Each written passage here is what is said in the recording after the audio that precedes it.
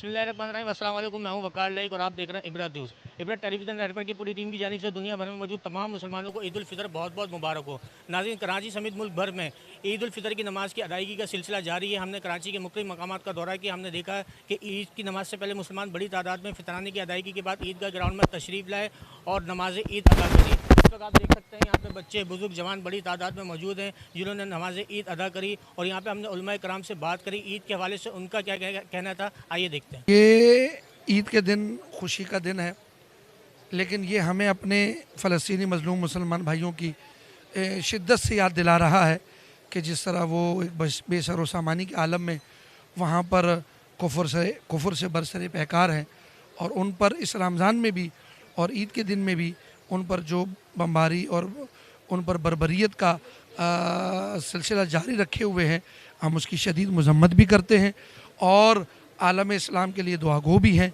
कि अल्लाह ताला उनकी मदद फरमाए। और आलम इस्लाम के हुक्मरानों को भी चाहिए कि इस चीज़ पर जो है मुसलमानों की मदद के लिए आवाज़ उठाई जाए। यकीनन फ़लस्तीन के मुसलमान इस खुशी के दिन भी बड़ी अज़ियत और तकलीफ़ से गुज़र रहे हैं।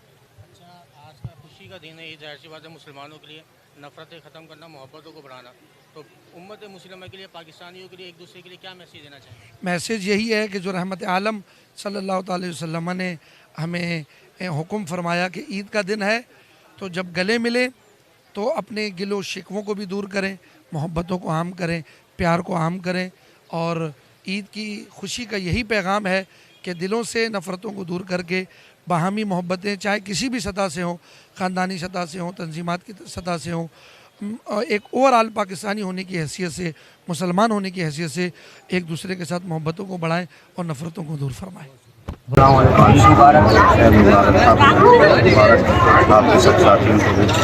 अच्छा मुफ्ती साहब, आज खुशी का समय है, तो पाकिस्तान के मुसलमानों की और खसूस जहाँ जहाँ मुसलमानों पर जुल्म हो रहा है, फ़लस्तीन और बर्मा के मुसलमान इस खुशी के मौके पर आप क्या मैसेज देना चाहेंगे? हाँ जी, बस हमारे ऐसा ही होना चाहिए जो हदीस में आता है कि सबको एक जिस्म की तरह, कि जिस्म के एक हिस्से में तकलीफ़ हो तो कम से कम दर्जा ईमान का ये है कि दूसरे हिस्से को भी उस तकलीफ़ का एहसास हो। तो वहाँ अगर वो लोग तकलीफ़ के अंदर है, शदीद तकलीफ़ में, तो हमें कुछ तो उनका एहसास होना चाहिए और जो कुछ हम उनके साथ कर सकते हैं मदद, वो करना चाहिए। अगर बिल्कुल बेहिस बन जाएंगे तो इसमें सिर्फ दुनिया का नुकसान नहीं, इसमें आखिरत का नुकसान है, ईमान ख़त्म हो जाएगा। जी नाज़रीन, हमने उलमाए कराम से बात करी। उलमाए कराम का भी ये कहना था कि ईद खुशियों का नाम है, नफ़रतों को ख़त्म करके मोहब्बतों को बढ़ाना। और हमने ये भी देखा कि ईद की नमाज़ के बाद इज्तिमाई तौर पर दुआएं भी करवाई गईं, और बिलखुसूस पाकिस्तान की सलामती के लिए और जहाँ जहाँ मुसलमानों पर जुल्म हो रहा है, फ़लस्तीन और बर्मा के मुसलमानों के लिए खुसूसी दुआएं भी कराई गईं। ईद की नमाज़ की अदायगी के बाद मुसलमान बड़ी तादाद में कब्रिस्तानों का रुख करते हैं, जहाँ अपने प्यारों की कब्रों पर जाते हैं, फातिहा खानी करते हैं और फूल चढ़ाते हैं। क्योंकि ये मीठी ईद है, लोग मिठाइयों की दुकान का रुख करते हैं, वहाँ से मिठाइयाँ लेते हैं, अपने अजीज़ रिश्तेदारों के घर पर जाते हैं, मुंह मीठा करा के अपनी मोहब्बत का इजहार करते हैं। कैमरामैन उमर यासीन के साथ वकार लाइक, इबरत न्यूज़, कराची।